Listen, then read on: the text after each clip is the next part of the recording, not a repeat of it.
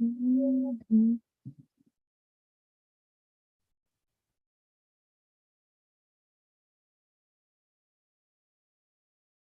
Mhm.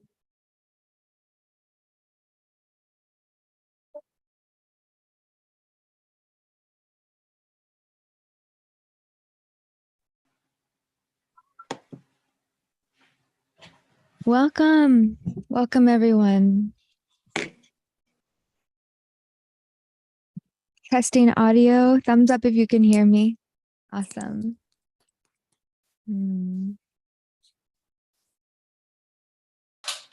And we are live streaming to YouTube, which is really exciting. This is the first time ever I've done that. So welcome. It's so good to see your faces. Welcome back, those of you who were at the first Sophia Salon last Friday, and welcome to the new faces.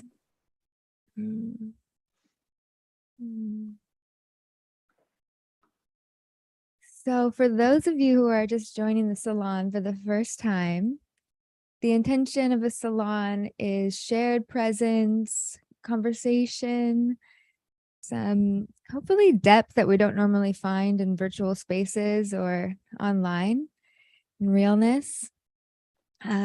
Sophia Salon is obviously inspired by Sophia, and last week we talked a little bit about who she is, the energy of Sophia, how we can meet her and connect with her in our own lives, and each one of us having our own unique way.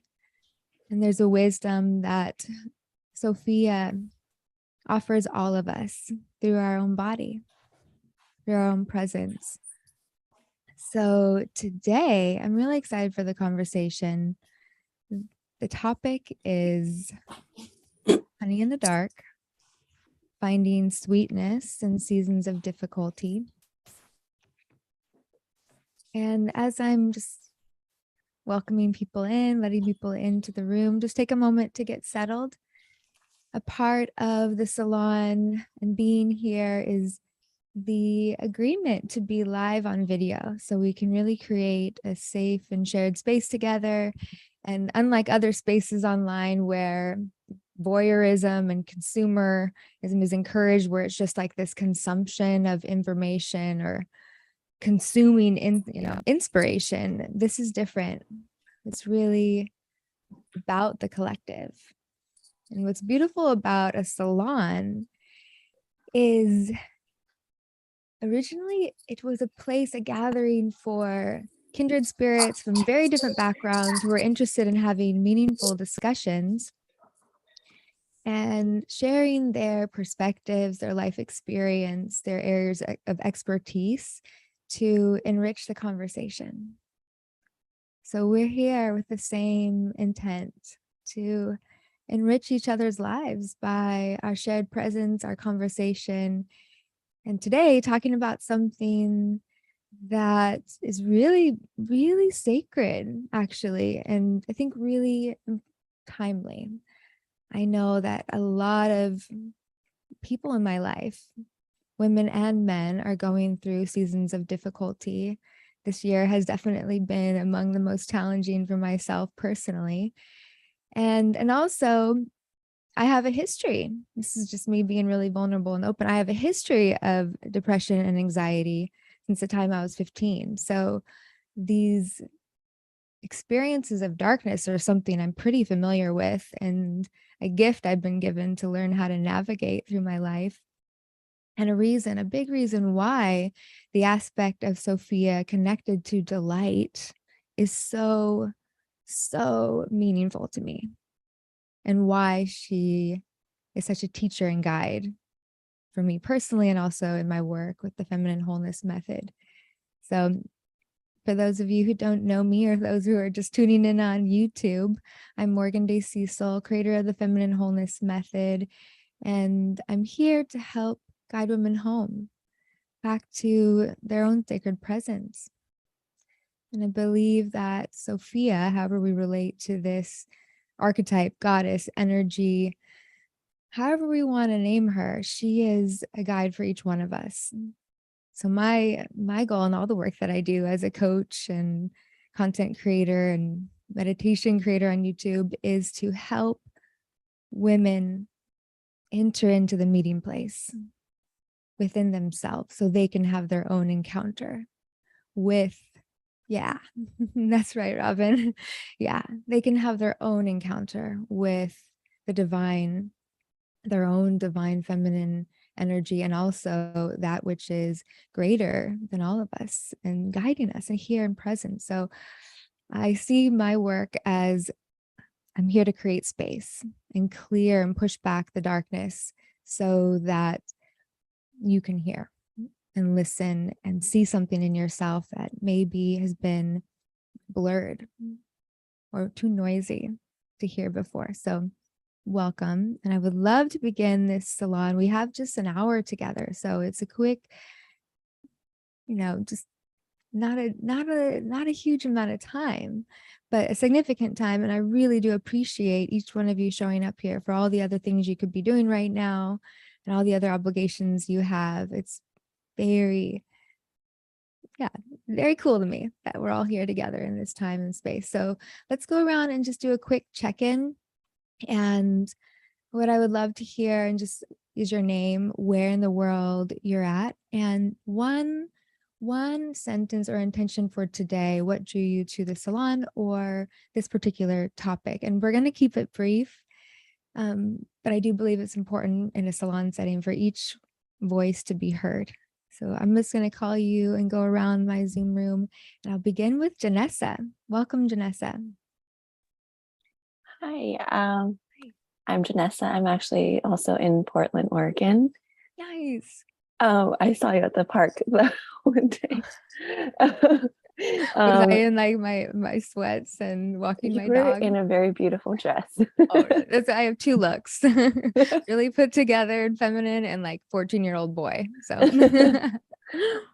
and I've really been going through a lot of healing with the divine feminine. So that's why I'm here today. Love it. Welcome. And hopefully next time you'll just come over and wave at me. Yeah. Next time you see me at the park, we're neighbors. I love it. Thanks, Janessa. Brittany.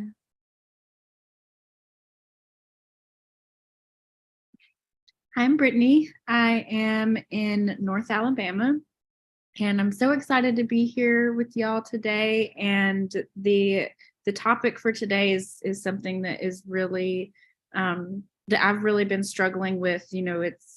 It is difficult, as you said earlier, sometimes to find the sweetness in those dark moments, and especially leading into this season of the year with the holidays, getting excited for that, but also the impending, struggle with seasonal depression, and being able to connect to the feminine spirit and the sweetness, and find the joy in those moments when I'm feeling it, when I'm really in the dark days. I'm really looking forward to kind of talking through some of that with y'all today. Yeah.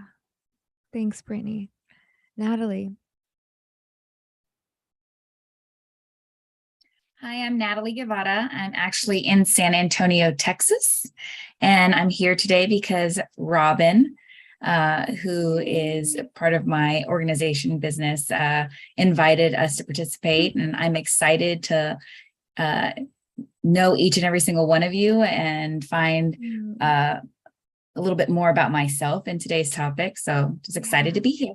Oh, I'm excited you're here. Thank you, Robin, for bringing such beautiful women. Welcome, Natalie. Juju. Hi, I'm Juju, and I am in Nashville, Tennessee. And yeah, I've been following your work for a little while, Morgan, and I'm excited to explore in this type of setting. And yeah, dancing with kind of the delight and the realness also of depression. So beautiful. Thank you, Juju. I'm glad you're here. Robin. Hi, everybody. I am so learning the expansion and the contraction stuff. And I hated giving birth. It hurt like hell. I hated it. I did not like it. I did not like the experience. So I'm interested in how this, when the contraction versus depression, what's the difference? Because we contract, but that doesn't mean you're depressed or in a dark place. So I need to learn that up here so I can get it here. So that's why I'm here today. I love it. Welcome, Robin. Thank you.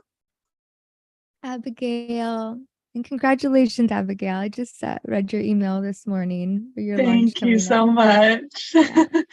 I'm in Wisconsin. I'm Abigail, and I'm here because I did a group coaching program with Morgan last year and just saw an opportunity to be in this space again. I was so excited to share space again. It's always such a treat. So mainly that reason, and also just following the beautiful synchronicity of my friend had just invited me to do a book group on Sophia. So we're reading the Sophia Code right now. And so just a beautiful connection of Sophia meeting me and inviting me into relationship right now. So I love synchronicities. That's so cool. Chelsea. Hi, everyone. I'm Chelsea. I live in Boston, and I was interested in this because I found Morgan a while ago, I think maybe a year or so ago, a year and a half, with the feminine wholeness method. And I absolutely fell in love, and I had to learn more about femininity and coming back to yourself. And I was super excited to find out about this salon. And I did last week's session. I loved it. And so I'm here again. Yay. Welcome back. Katie. Hi, everyone. Good morning. My name is Katie, and I live in Southeast Arizona. I am in a container right now with Morgan and love everything that she does. So yeah, and then this specifically is, I've been on my own journey of just discovering that feminine face of God, and just really wanting to get that into my body, to know that on a cellular level, that there is that divine feminine force that I can relate to. And so yeah, and just happy to share space with like-minded women. Good. So glad you're here, and so excited for all that's to come for you in the Feminine Wholeness Method. Katie's going to become a Feminine Wholeness Method coach. She's already an amazing retreat leader and workshops and breath work. And so I'm very excited for her to be a part of this work. Vienna, welcome. Good to see you. Good to see you too. Hi, everyone. I'm Vienna. I'm in Minneapolis. I had the absolute pleasure of doing a group program with Morgan a couple of years ago, and it kickstarted some exponential growth for myself in the area of the divine feminine wholeness, and growing into myself and who I am. And so I am going through a really dark personal time, a really rough personal time. And my life is kind of, everything's turning upside down. And so I saw this pop up in my email, and I was like, oh my goodness, this is felt like the right time to kind of re-engage and join this community. So I'm really happy to be back. Well, it's really good to see you, and I'm sorry you're going through a dark personal time, but thank you so much for keeping it real. Thank you. Yes, for y'all. Yes, learning to be sweet in the rough times. That's right. Elsa.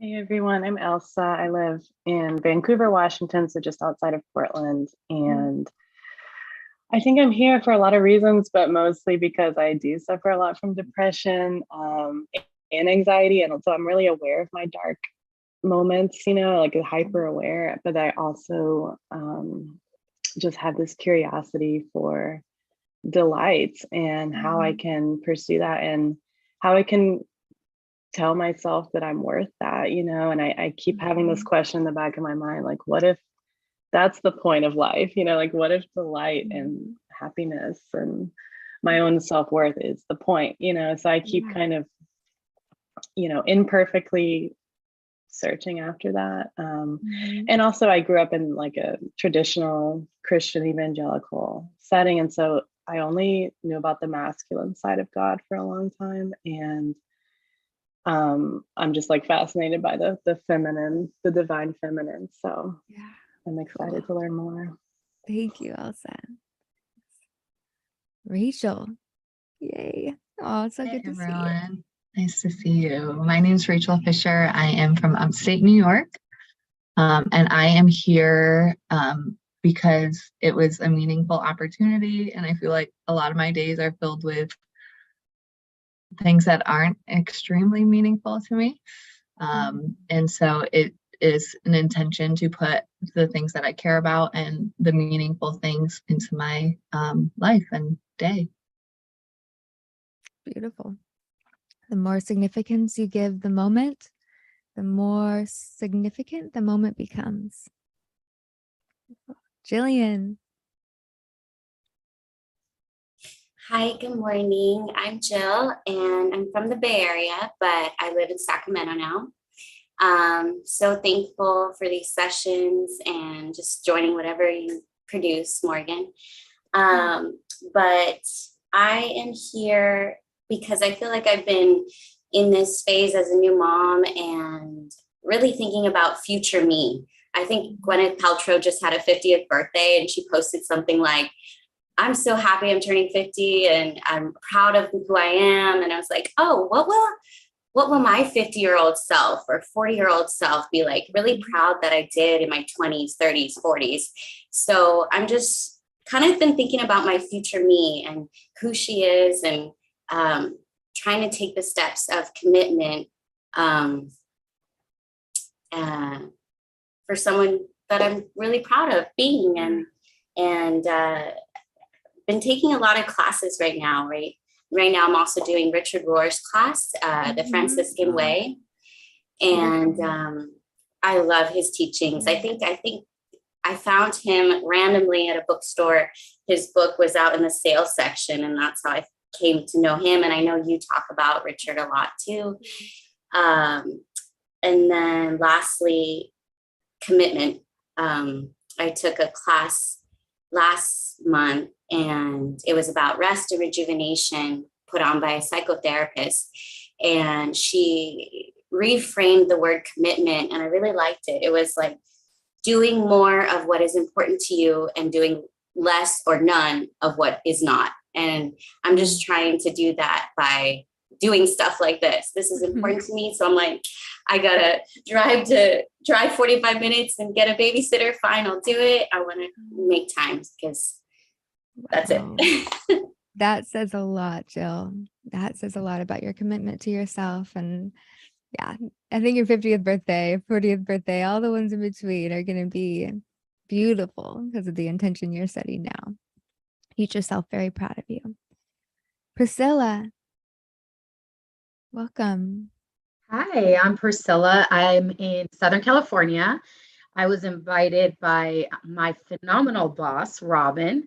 But I gotta say that Robin, she, and I tell her this all the time, but she literally came at a moment where I needed her energy and her refreshing self that she is. And we constantly tell her like, oh my God, the energy you bring.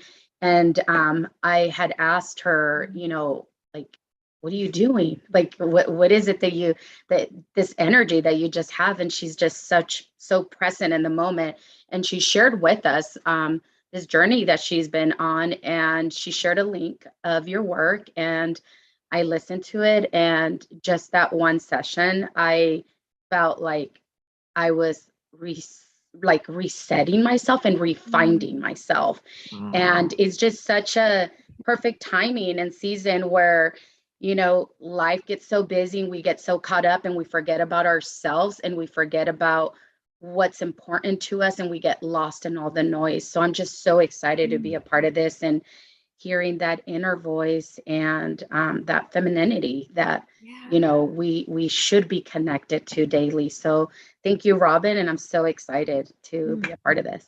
So glad you're here. And yes, Robin's your boss, this twinkling, shining star of a woman. That is amazing. Thank you, Robin, again for bringing your beautiful women here. Jess.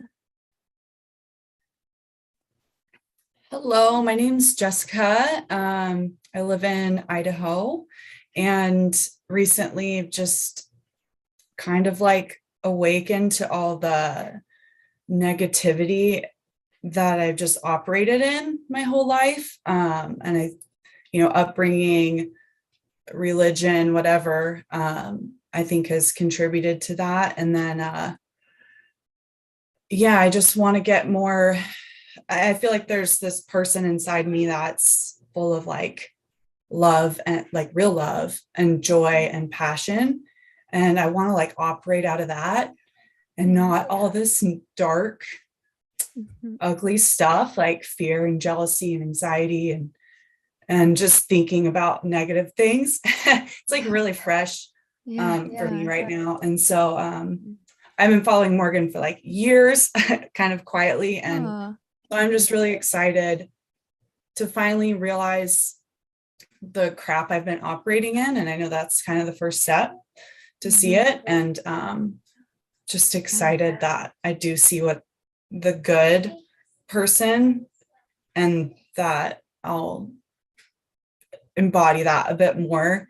And so I'm just excited to learn more the next few weeks coming up here. So yeah. You're in a good season. It's a challenging season to wake up to all of those things. But it's the beginning of a whole new life, like a whole new just freedom. So I'm excited for you, and thank you for being here, and thank you for finally being seen in my community. Carrie. Hi, good morning. I live in Southern California, and I'm in a juicy container with Morgan right now as well. And Morgan has changed my life and helped me get to know myself better. And so anytime there's an opportunity to be in your presence, I want to say yes to it. And specifically the topic today, darkness. For sure, I've run from the darkness my entire life. And in the last few years, realized how much that has not served me and it does not work. So that's why I'm here. I love Zoom spaces with you, Carrie. And I'm so glad you're here, and with all of us here. This is where the magic happens, is in shared presence. So, Whitney.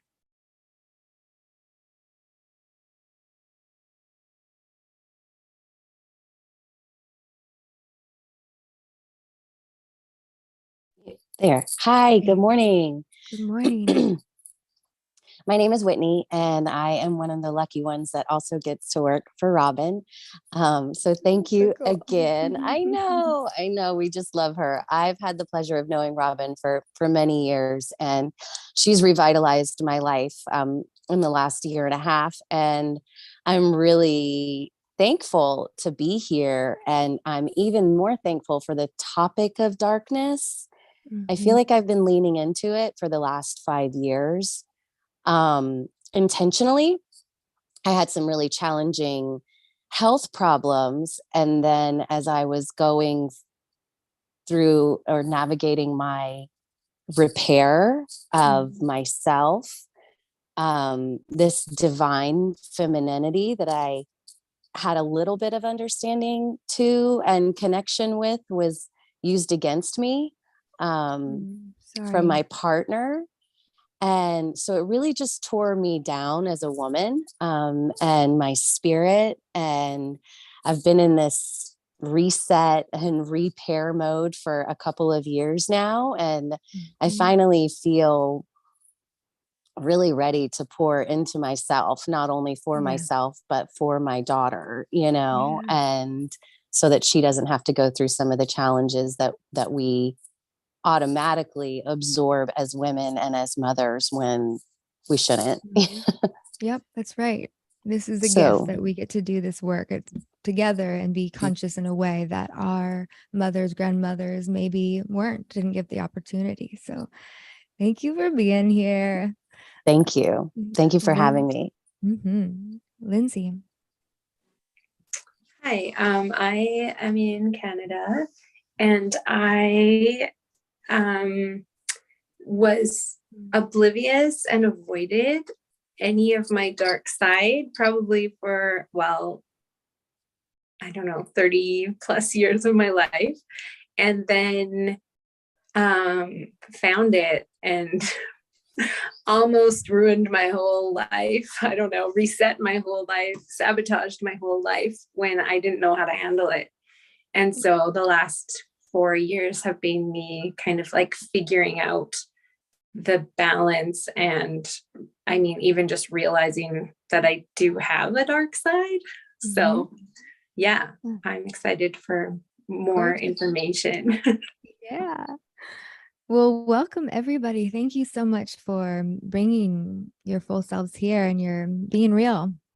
It's beautiful. So darkness, finding honey in the dark, what that means, letting Sophia be our guide, which to begin, just being with the fact that this energy of Sophia is a divine guide of wisdom and wholeness. And wholeness, if it's truly, completely, totally whole, includes darkness and light. And we can know that and say that, but when we're in it, it's a different story. At least for me, it's really hard to connect with the beauty of everything belonging when it feels so heavy. And there could be a physical, emotional, spiritual, sexual, mental aspect of this heaviness and darkness, and to just be in a place of like, oh, it all belongs. Like it's really hard to connect to that and what that means and what that looks like. So, but we can just begin with this. Yes. Okay. Yes. Sophia, you say it all belongs and you are delight. So what does it mean to be real with the darkness and to experience something akin to delight? That was my question, because I'm really big on authenticity and I don't want to sugarcoat and I don't want to bypass and I don't want to just fake it till I make it or put on a smile. But it didn't make sense to me. Like, what does it mean to be real with the dark? Fully allow it. Let yourself be in bed, cry and wail, be catatonic, be numb, be angry, whatever expression of darkness looks like for you. And we can go through many different expressions of darkness. But what does it look like? And what does it mean to allow that fully, but not to be so swept away in it and enter into a trance where that's the only truth?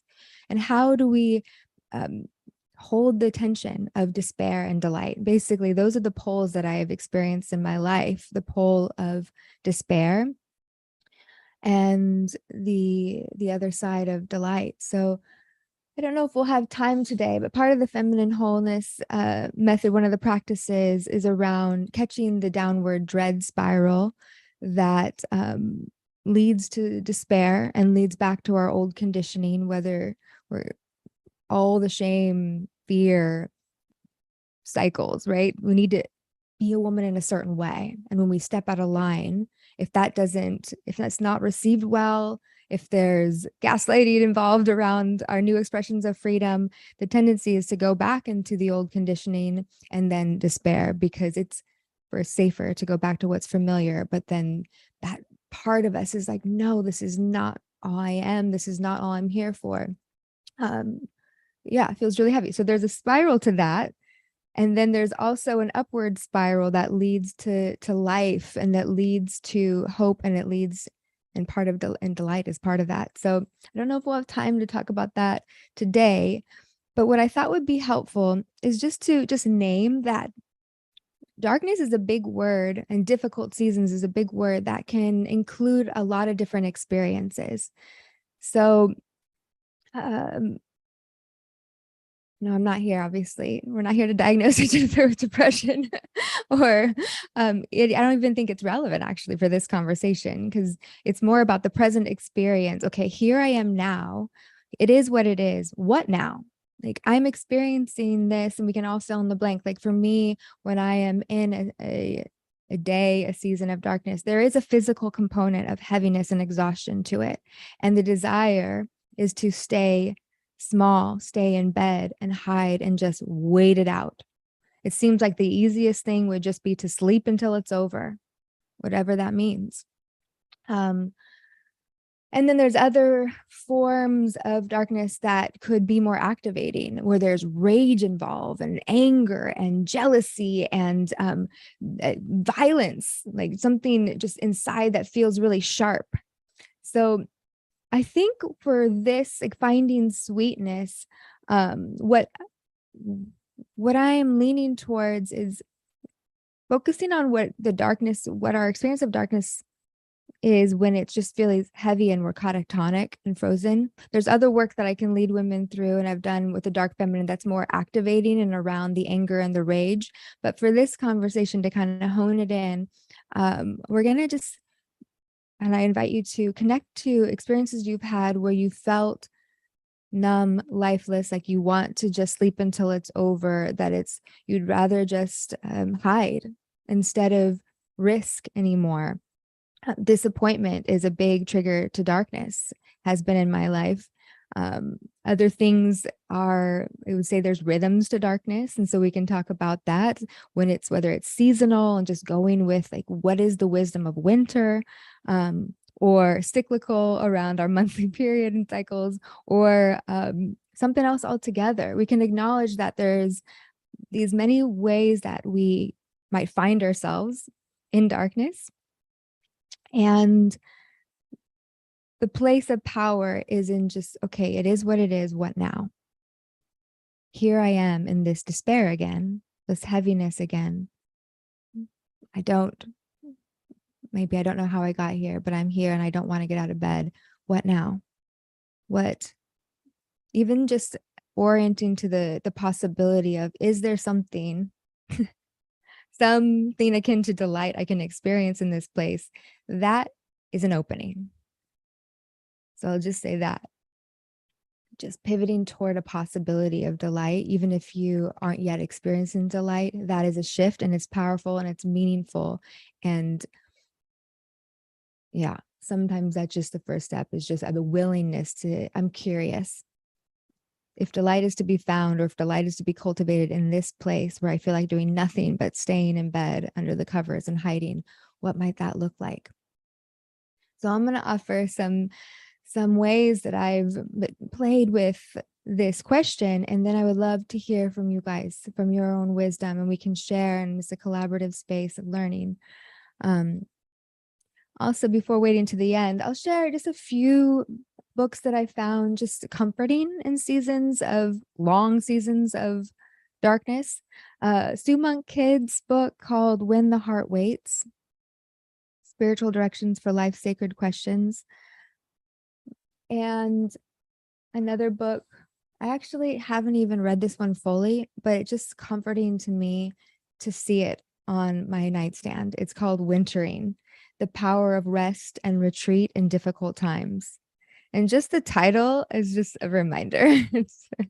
So those are two resources for you. Yeah,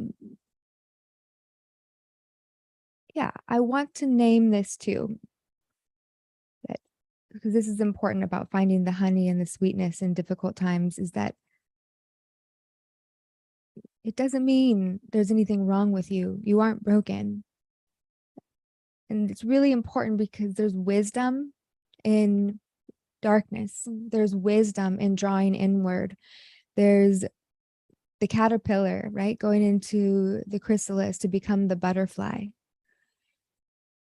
And I know for me in my life, it's really easy to doubt that I'm okay in those places, and really hard to trust that maybe I'm not broken, but maybe this is my soul calling me to another chrysalis of some sorts to continue to evolving.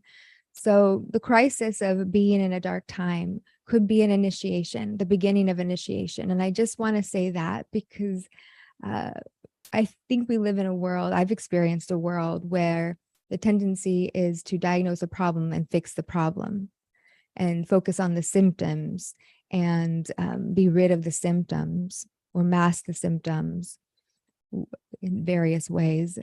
And the feminine is inviting you to, it all belongs.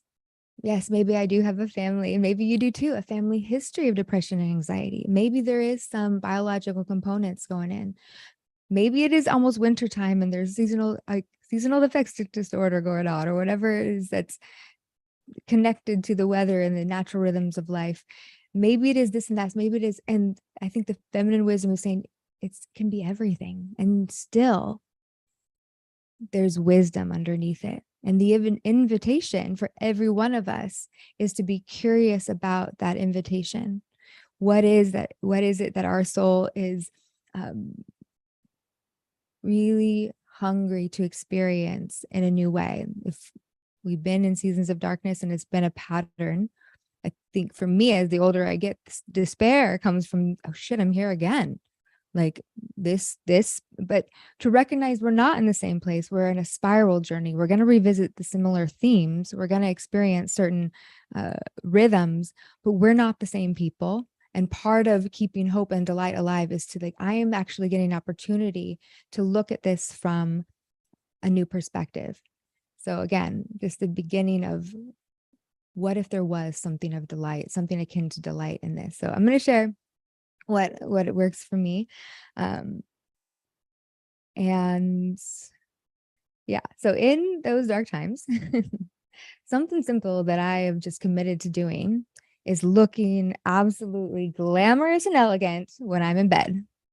So permission to stay in bed, permission to crawl underneath the covers and hide under this one condition, that I'm wearing my most beautiful pajamas, silk robe, whatever it may be, favorite pair of underwear, something that's so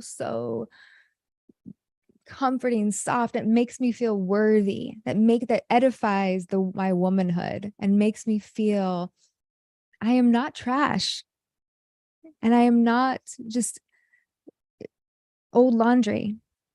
So I invite you to just that simple practice. You don't have to change your state. You don't have to change anything about what's happening in your life around you. You don't have to change the way you feel. You don't have to be happy. You don't have to be motivated. All you need to do is commit to putting on something beautiful.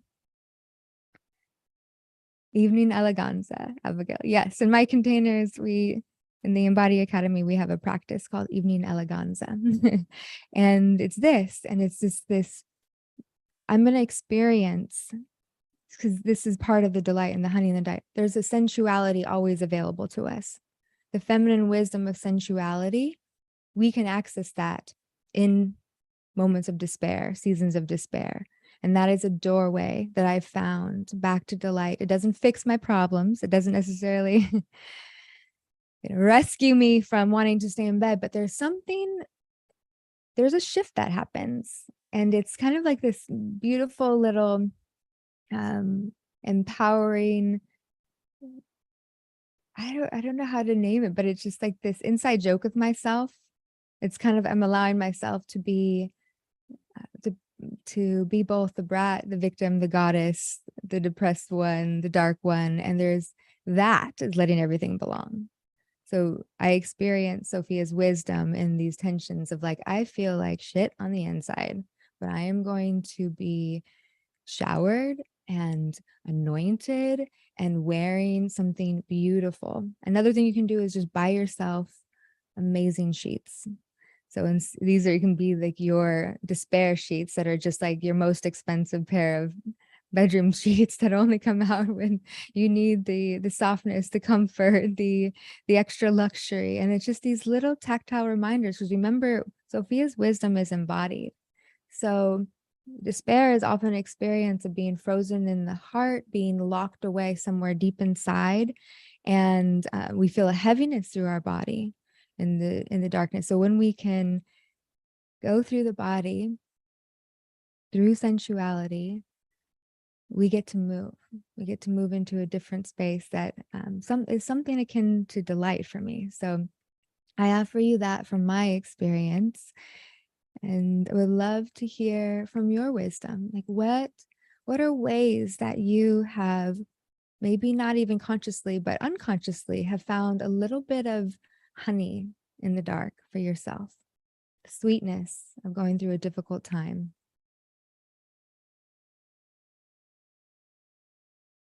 I think for me, sometimes it's like putting on makeup just when I'm working from home and I'm not going to see anyone, like even on days when I don't have any meetings or anything. It's like, you know what? I can just take this time to love the way I look, you know? And usually my day shifts a lot when I do that. Like I notice a difference. Yeah, I do too. There's something about like the self-respect that comes when we put on something that makes us feel beautiful or cared for, or is at least clean, and then maybe put it on our face. And it's like, yes, even in seasons, days of darkness, I can respect myself, my body. And I think even just that goes against the voices, at least in my head, that say I'm not worth a shower, you know? Thank you for sharing that, Elsa. I love that you shared that, Morgan, because I love to dress up and I love to make up, and it kind of became, even within, I'm the baby of 7 kids and there's 6 girls and I'm the baby of the girls. And even within my sisters, it became like a negative thing, like, where are you going? Why are y'all dressed up? And I didn't understand it. And I felt like I was being too much, I guess. But I feel that when I pamper myself in the beginning of the day, I have that to give to others. And it's funny, like, just obviously always things fall into place. Even this last night I was telling my husband, I was like, I want a silk robe.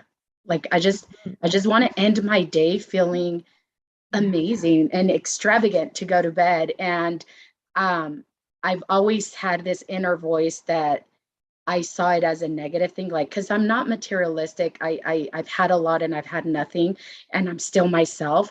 But I do love taking care of me, and that's one way of doing it. So I love hearing that, because it was always like too much for everybody else, and I felt like it was a negative thing. Right. And it's like permission.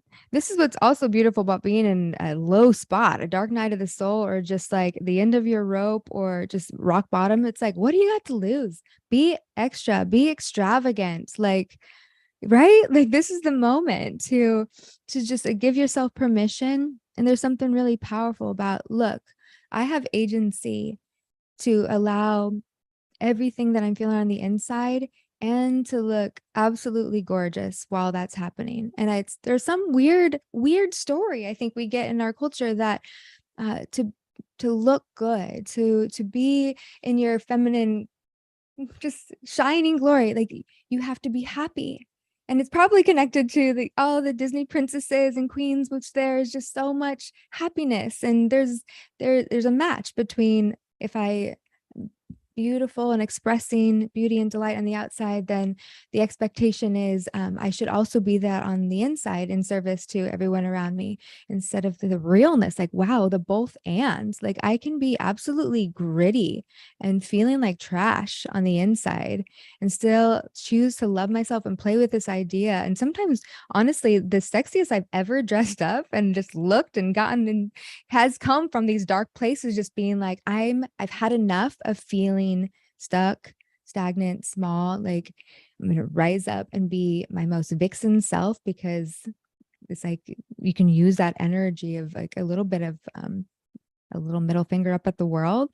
And just like, here I am in my brightest red lipstick, and I'm going to put my push-up bra on, and even if it's just to clean the house, right? Or for you. So yes, thank you. I'm sorry you had that experience of not being fully celebrated and accepted in the part.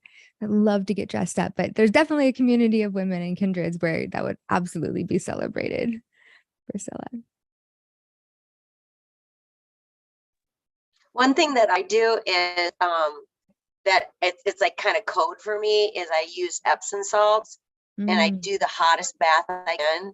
I purposely put in a clawfoot bathtub in our house when we built it, because it reminded me of my grandma's, and that was always very comforting to me to go to her house and take a couple bath.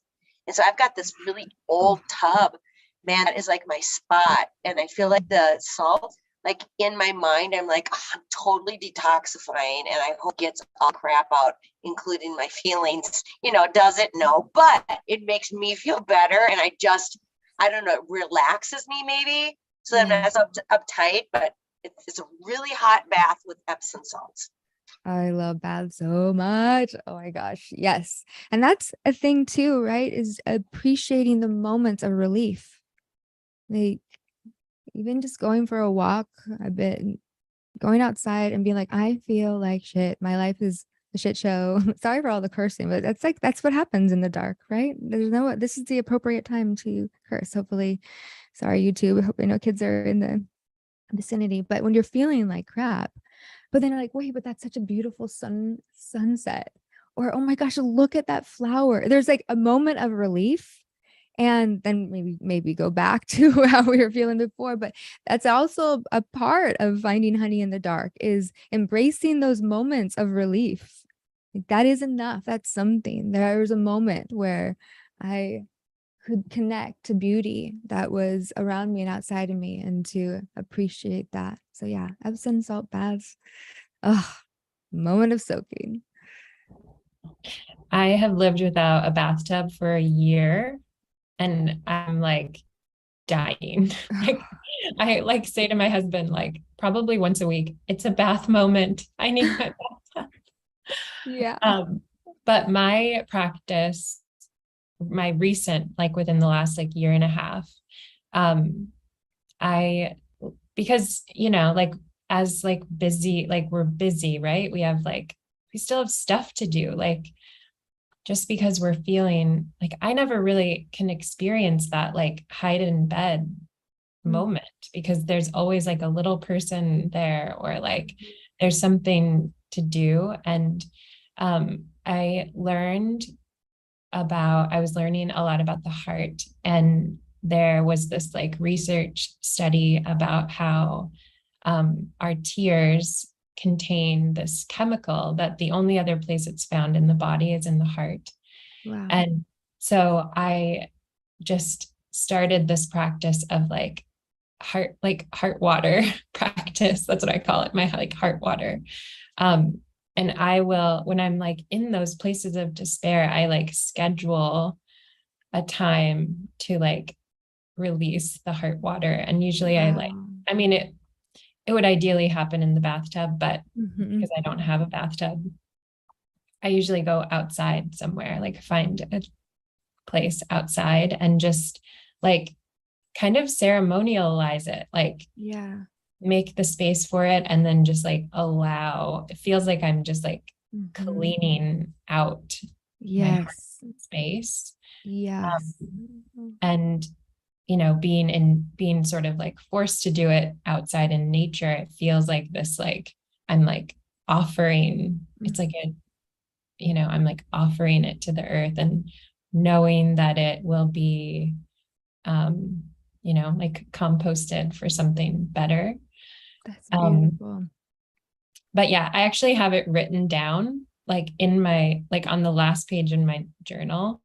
And I just, like when I start to feel those like downward spirals, I just go and read the page, and it tells me what to go do. It's a recipe. Oh, that's so beautiful. It reminds me of learning, and I don't know if this is true or not, but I heard that bees take in a little bit of the poison when they turn the nectar into honey. And there's something about this alchemy that we get to be a part of, and there's a physical process to it. And also about tears, and tell me if this is part of what you learned, Katie, that this is a toxin we're releasing. And this is this is an important thing to release. And there's something in that that's both poison and nectar. And yeah, and I think that like I was scared for so long to cry, to like really cry. And like that was always a thing in my house, like you like just stop crying, that was what my mom always said. So it was really cathartic to be able to like enter into a practice of like, I'm here to cry, like this is what I'm supposed to do right now. Oh, I have some homework for you for the next time that arises. Can I, as your coach, like invite you into this and all you women? Do it. Okay. Part of what I love to invite women into is the exaggerating of an emotion and to play with that. And part of the approach to delight is this playfulness and also expression. So, what if, to counter the messages from the past, this voices that said, you can't cry, what if you just make it so over the top, put on so much mascara before you go out to do your heart water ritual and just Tammy Faye style, like load it up and then observe the beauty of that mess, like this, the streaks that come down, like the makeup, allowing that to be then become art. That maybe you, a lot of my work is also features sexy selfies and learning how to use self-portraiture for healing. But I think for me, the just embracing the visual display of tears, of despair, there's something beautiful about that. So out there, I just can see you already, Katie, like with just like makeup and then it streaming down your face in nature. I just think it would I be a love it. beautiful self-portrait, but also maybe a really healing practice. Yeah. Like I love I'm that. not even, yeah, I'm not going to hide it. I'm actually going to display it. Yeah. I'll do it. I'll Okay. I'll I send can't you. wait to see the pics. Not that I'm like excited for you to go through some darkness and despair, but you know, we can do this also. That's, I think, important to name as a ritual. There's something really powerful when we just do set rituals for ourselves. And it may not even need to come from our own life, what we're processing or releasing, but we can use something from our life, a recent trigger, a recent circumstance to juice it and for the service of all women everywhere, like to collectively cry, to go through a wailing ritual and just to release it and know that there's something cosmically connected when we go and allow this. It's not just, it's not selfish at the least. It's actually super healing and transforming on a collective level every single time a woman allows herself to fully release, wail, cry. So you don't have to even wait till something goes terribly wrong in your life to do the heart water ritual, maybe. I'd also like to share. I'd like to share, and again, I want to say thank you to my friend Chelsea who invited me, but I wasn't able to join last week, but we kind of went over some of the things that y'all talked about. And one of the things that came up during our conversation was that when I begin to go through these dark times, despair, or tension in relationships, what comes up for me is the security, is that safety of everything being okay, everything being copacetic. And then when I feel like that's challenged, I feel like my safety and security are challenged. And one of the things that I've learned recently is that birds, we do a lot of bird watching, my husband and I, but Awesome. Birds don't sing if there's danger present, like in their environment. They don't make any noise. They don't have backyard birds. They don't have their song. So one thing that I like to do is sit outside and kind of ground myself to the sound of all of the birds. We live in a, kind of a wooded area on the water. And so just sitting and listening and grounding myself to all of the birds singing and trying to pick out as many different songs as I can and really ground myself in the fact that I'm okay. Like I'm safe. Like this is just a season. Like I'm going to be okay. Like I'm going to be safe and secure and I'm not in danger. And that's been really healing for me with, just a lot of the trauma that comes up when I feel those dark times coming on. Yeah. Oh, thank God for bird sounds in nature. Yeah, Jill. Oh, sorry. I think Whitney. Oh, Whitney, I'll go next. Go ahead, Jill. I'll go after you. Okay. Just to piggyback off that, I think that's definitely one of the things I do is listening. I think I've noticed if my thoughts are just really rambling and I can't get back down into the body. I think for me, I try to listen. And so I experimented with like listening to audiobooks, podcasts, and then especially if I'm also just tired and need a release, is yoga nidra. So that is amazing. There's a really great website, yoganidranetwork.org. They're all free downloaded yoga nidras, and yeah, Uma Dinsmore, totally, she's I amazing. love Uma Dinsmore. Yes. Thank you for sharing, Jill. Whitney.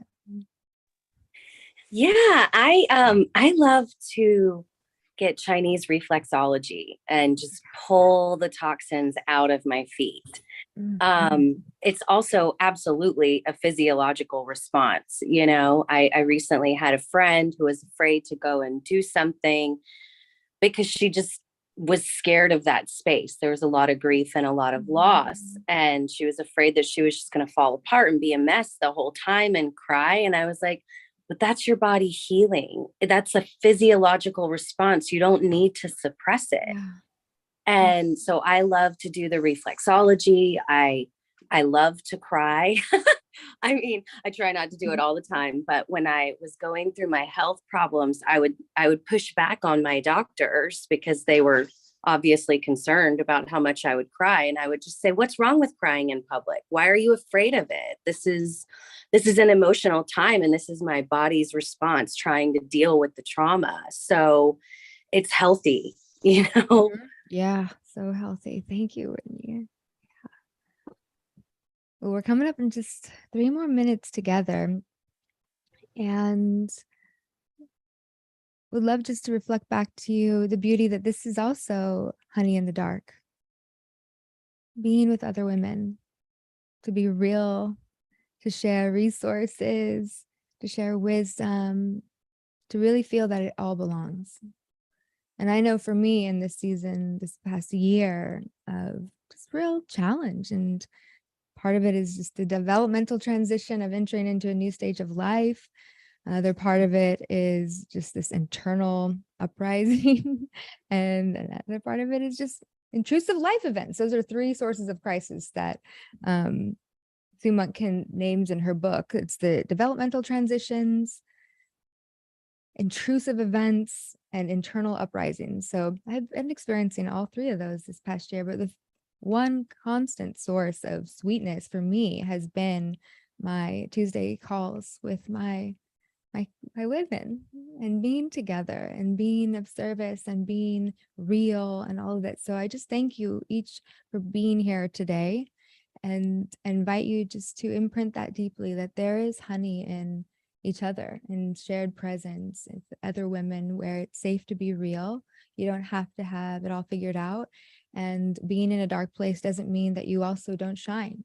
Sometimes we feel like it's one or the other. And if we're in a dark place, then we're not allowed to be confident, to be sexy, to be bold, to be our brilliant self. But find the safe places where all of you is welcomed, and you are not labeled or identified as the broken one or the perfect one, you know, whatever that place spaces where just with other women where it's safe for all of you to belong. It's so sweet to me. And next week, we're going to keep this conversation, and the sweetness, the honey in the dark is going to come by way of bewitching ourselves with magical incantations. So I thought it'd be a fun theme along with Halloween and witches. And so part of the feminine wholeness method is the power of our voice and speaking from our wholeness and using language to bewitch ourselves to the highest version of our future, our life, and our experiences right now. So thank you so much for being here with me today, being with each other. And that's all. We'll see you next week at the Sophia Salon. Thank you.